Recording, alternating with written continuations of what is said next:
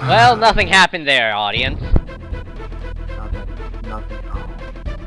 Okay, so we got Crockhead Climber. Note to self. Rocket climber. Save, often. That has nothing to do with anything. As we're playing this level for the first time. Hey, check out those cattails. Sick cattails, dude.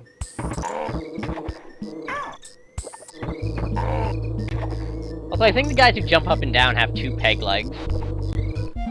They might.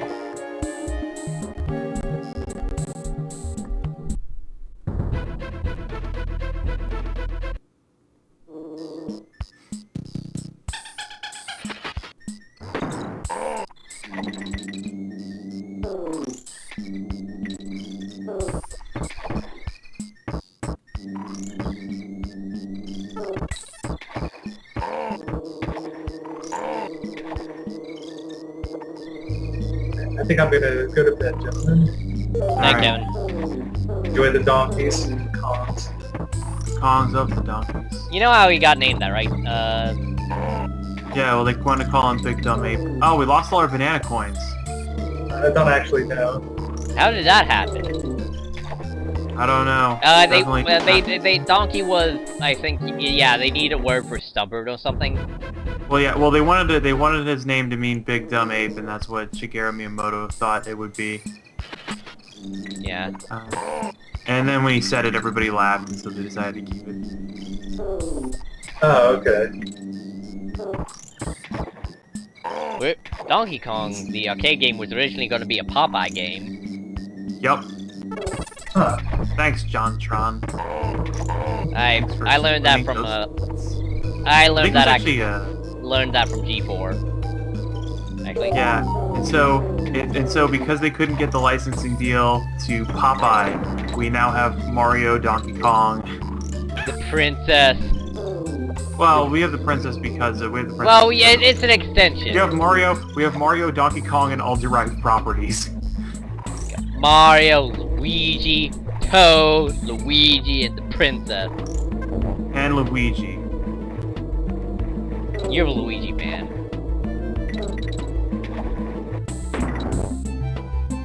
Have you yet to see the Luigi train in Chicago? No. It's not any of the trains I ride. I don't ride a train that goes over the river. Oh, he cut you. He cut you, son. You ride none of these river trains. No. Is that a boat?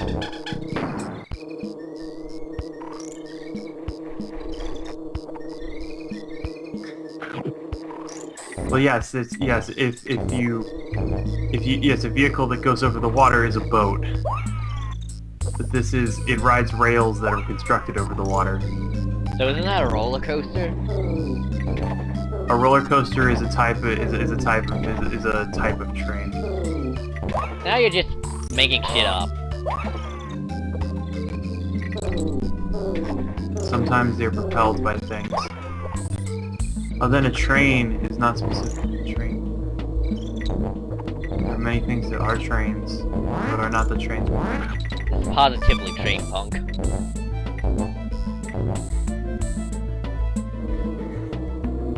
What even is train punk? Combination of diesel and steampunk. With a little bit of cyberpunk in there for the you know, the like the Japanese Sonic trains and stuff. Would you call Thomas the Tank Engine train punk? Oh yeah, that's hella train punk.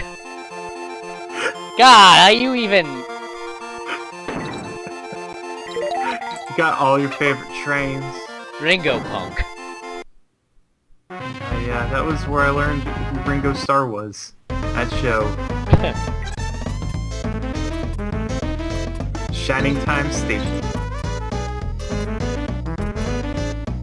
We're seeing a YouTube clip, which is just a marathon of all the crashes the trains get into. Yeah, the show was an impressive use of miniatures and stuff like that. Well, Fuck. it's not very impressive. It just was a photographs they put together, and sometimes there was movement. I think you're gonna do a try.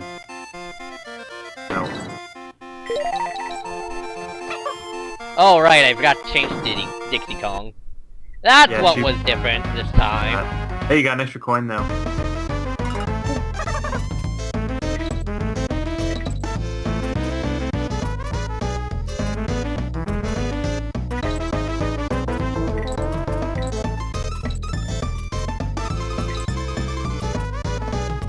Also, then there's that the Shiny Time Station DMX remix.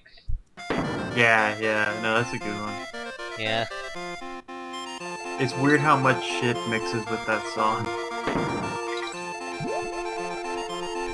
I'm guessing there's also Slamming Jam Station. Because that Oh, also no mixes doubt. with everything.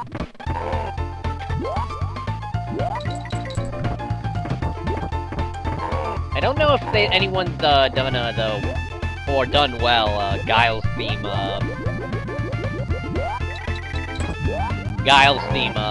slam. But then I think the theme from Attack on Titan would go well with I'm pretty sure I've actually heard that one. what? The Attack on Titan slam. Yeah, because they're both Attack on Titan is also a hella catchy theme song. Yeah, well, I mean, the main thing is they just have to be 4/4. Like, that's the only thing then. Because Slam Jam is 4/4, and it doesn't really have a lot of musical elements that would conflict with things, which is why it mixes with everything.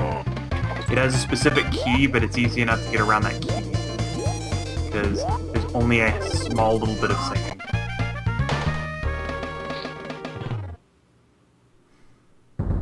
And that was Matt with the science of Slam Jam. In fact, I think it's the Bill Nye Slam Jam and Bill Nye the Space Jam theme and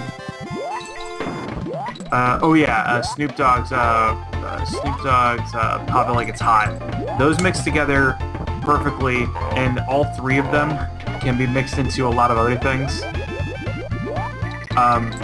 Which led to a phenomenon on YTM&D for a while called Snoop Nye the Slam Guy.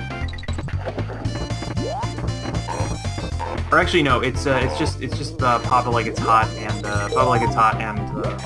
and Space Jam. So the Snoop Jam theme also mixes with everything because both of them have elements that work.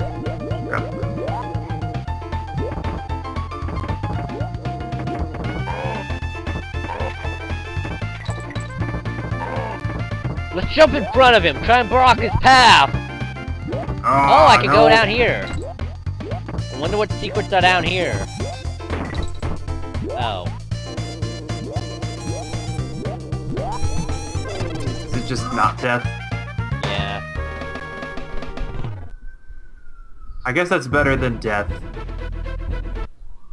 But not for long, apparently. Not as good as cake. Death King. The cake that eats.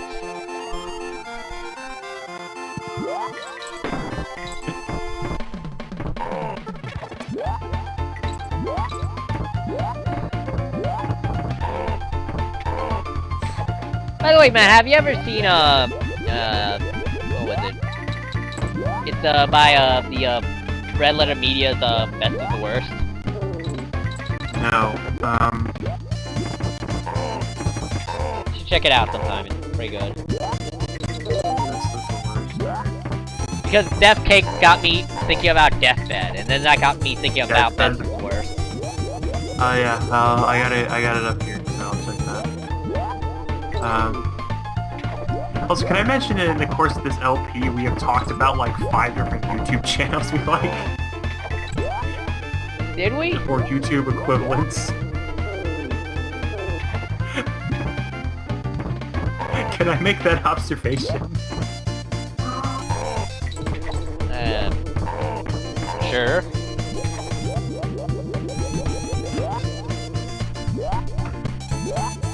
Okay, we're at the halfway point.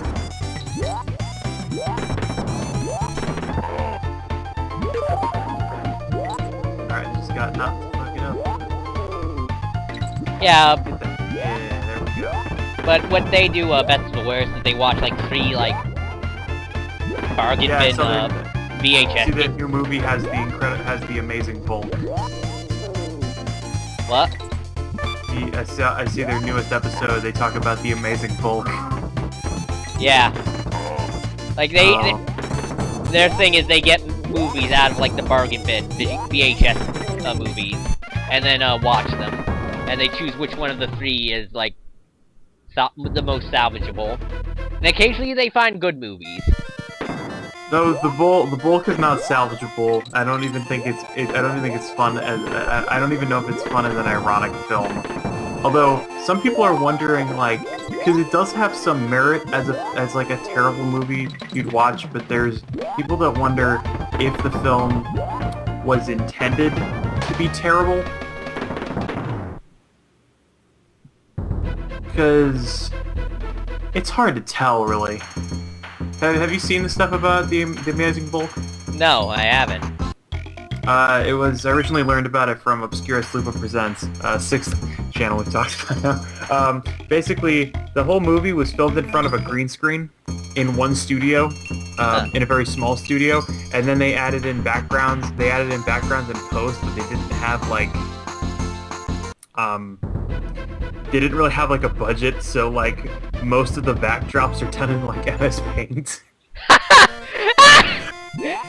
or like stock rolling 3D backdrops from like the 1990s. And if like characters are walking, they're very obviously walking in place while the background moves. Wow. No, it's amazing. And there's like one 3D model that isn't stock that is the amazing bulk, and it's it's got a final scene where the main character fights like clip art for 30 minutes. They got some ones that will come up, like Best of the Worst had ones that come up on that, like let's see, Rotor, which half the final fight scene happens like not off camera but to the side. You see it going on in the background. Do they talk about the Exterminators or Exterminator City? No, which has either the best or the worst fight scene of all movies. No, but they do talk about Robot Jocks, which actually wasn't it is in many ways the predecessor to Pacific Rim. Huh. Kind of. Oh, yeah, I mean, sure. I mean, it seems like it would have a really dumb movie that inspired it. No, it's like, it was the only, like, giant robot movie for a while that was, like, any good. It was, the plot was basically, like, a mix of G Gundam with only, and, Rollerball? Remember Rollerball? Yeah, well, yeah. That was a remake of the other Rollerball. Oh, you didn't see the original? I haven't seen the original. I haven't actually even seen the remake. I just know, like, approximately what it's about. Yeah. It's like Death Race, but on skates.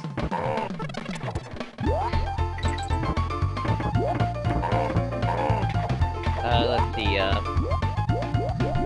and occasionally they have this thing called Wheel of the Worst, where they, spin a wheel, and, whatever this thing lands on, they watch, and a lot of these are, like, instructional VHSs. Like, one of them is a safety VHS starring Gary Coleman. I don't even know what it's about. You say Gary Coleman, that's instant comedy. And God bless his soul. Gary Coleman might have the ability to cause children to come into harm in that thing, because they're watching kids through like his closed circuit television. And he goes, and like this kid is eating a sandwich, and he goes, I wonder what would happen if he began to choke on that sandwich. And the kid begins to choke. So Gary Coleman might be in fact be a Sith Lord. That's amazing. Also, he looks like great. That would be that. I guess in that vein, he's kind of like Mr. Mayhem from the Allstate commercials. Yeah, only he's trying I'm a to teach teenage kids about... driver. I might just started going out with my BFF. I'm like, OMG, smash car.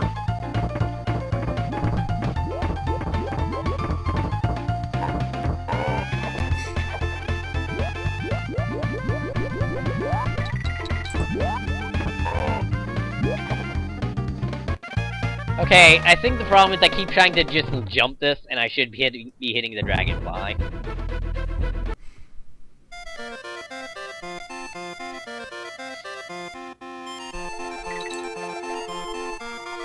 God, this fucking bayou thing is a slog. What's a bayou, Matt? Yes.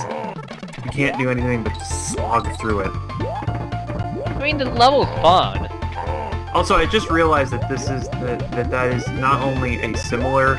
I don't know why I didn't think it wasn't. But that's not only a similar thing to the first stage of the first room of the first stage of the game. It is the same one, down to the fact that it has the same picture.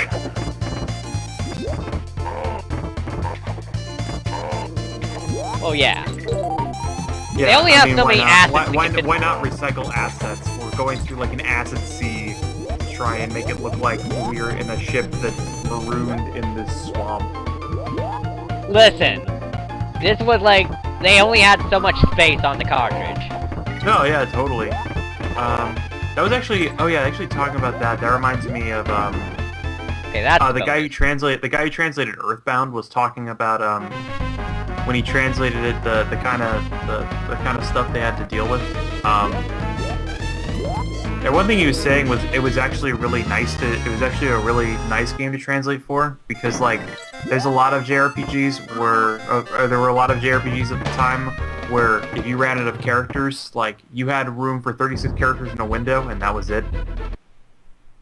But Earthbound, they actually added scrolling.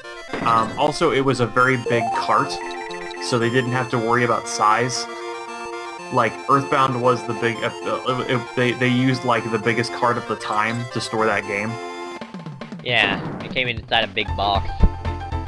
And then there was, I'm trying to remember all the stuff that... There were a lot of points where, because he was doing, like, Finnish translations from another translator. And so he was, like, that person turned into English, and, like, he turned it into better English. And there were certain parts where the translator's notes were just like, this is a dumb joke that only makes sense in Japanese. Replace it with some dumb joke in English. And so he liked that there were parts where he had creative freedom, just kind of write what he wanted. Yeah, I mean, that was like a thing also with a lot of the early Final Fantasy games. Yeah.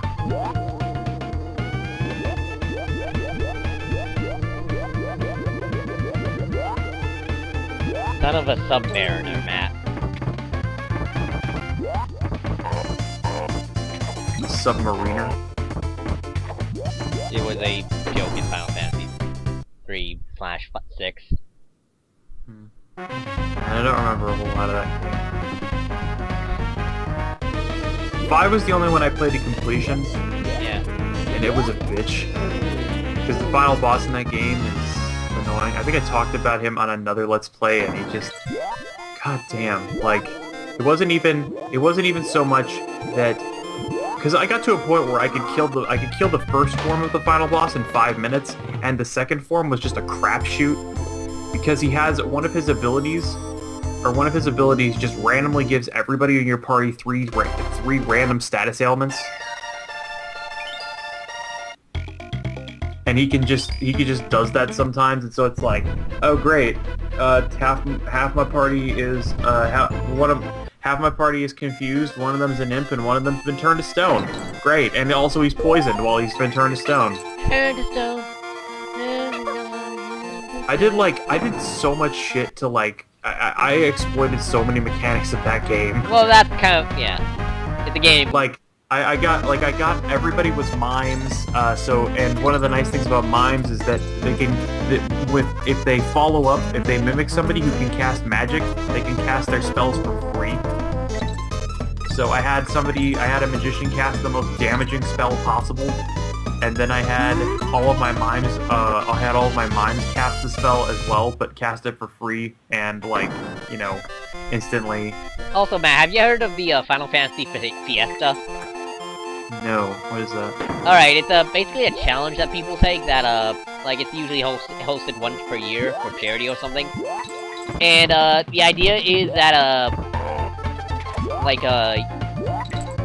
you get 4 classes over the course of the game that you can, the only classes you can use. And And when you have, like, each like, fourth of the game, you have to, you know... When you get access to new classes, you have to, like, you know... At the beginning, you can have, like, everyone can go into freelance mode. And, like, when you get your first class, you can, like, have, like, 2 guys be that class, 2 guys be freelance. Or when you get your second class, it can be, like, you know... But, like, as you get more and more classes, you can, like, only have so many people being the, same class. And, yeah, basically, you have to beat the game using these classes. Huh. Pretty much exclusively. Like... I guess it's better than Desert Bus for charity. And I think it's, like, a massive thing multiple people participate in. Yeah. Just like Desert Bus for charity. I think, I haven't actually played Desert Bus, but I bet I could beat it with auto hotkey.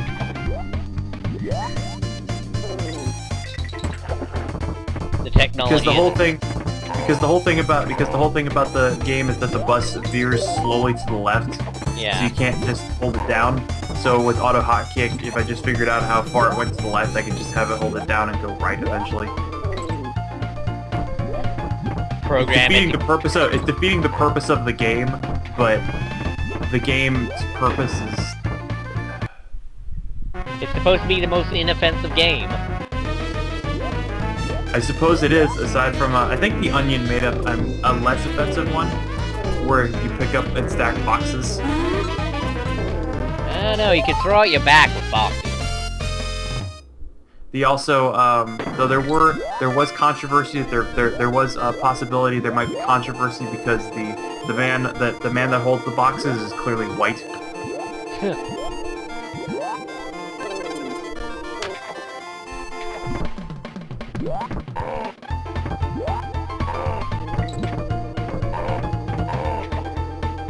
Although I think my favorite onion-based game is still World of Warcraft. No doggo.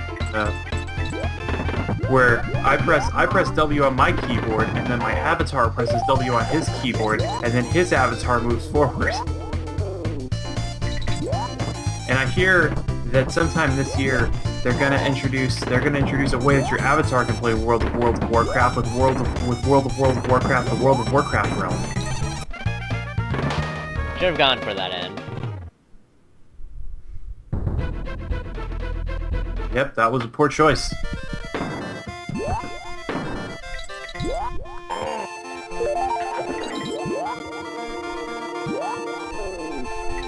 Also, I'm looking, completely off topic, but just so we don't have something to talk about it, it's not just there, I've been looking to, I realized you can buy all of Saints Row 2 and DLC on, PS3 download, but I only want to buy it if, like, I had someone to play it with, you know? Saints Row 2? Yeah. Because I want to play that before I play Saints Row 3. Yeah. Well, yeah, I don't have the PS, yeah, it'd be hard to find somebody, to play that one. I think everybody's played Saints Row 3 now. And honestly, I didn't even know there was a co-op version. It's a pretty good game to play solo. Yeah, Saints Row 2, had co-op. It was the one that introduced that. That's why it was a thing in Saints Row 3.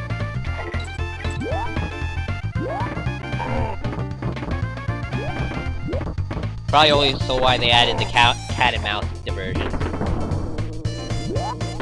Because they realized that people like to kill their partner a lot.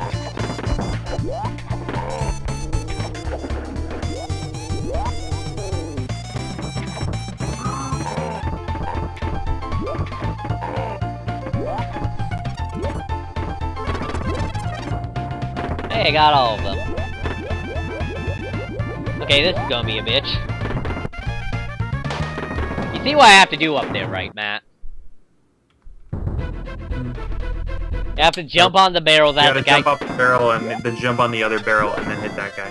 Yeah. Donkey Kong Country 2 is a hard game. It's a hard game. It's an unforgiving game. For kids. For kids.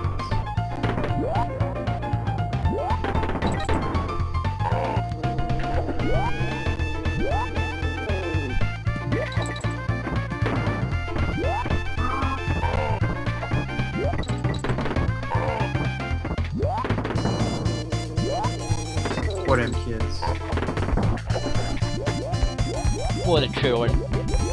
Chillins. I think I'm stuck here. I can't stop bobbing! Okay. I don't know what happened there. That's the noise the snake makes when he gets hit is weird. Yeah. Oh, my controller's not responsive again.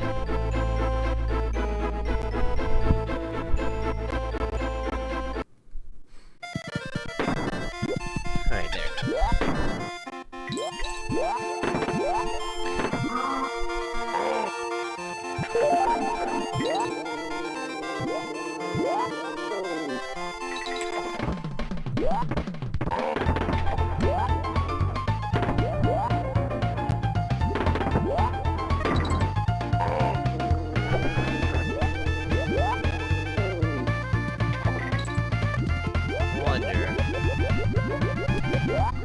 Yeah!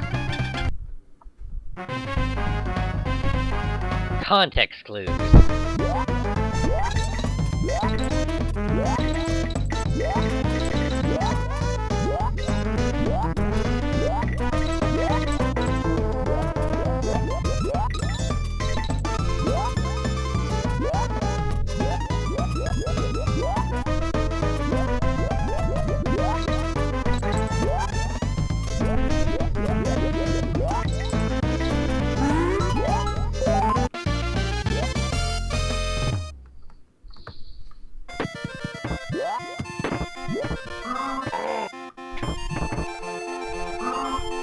Fuck. I'm good at this game, I swear. Assuredly so.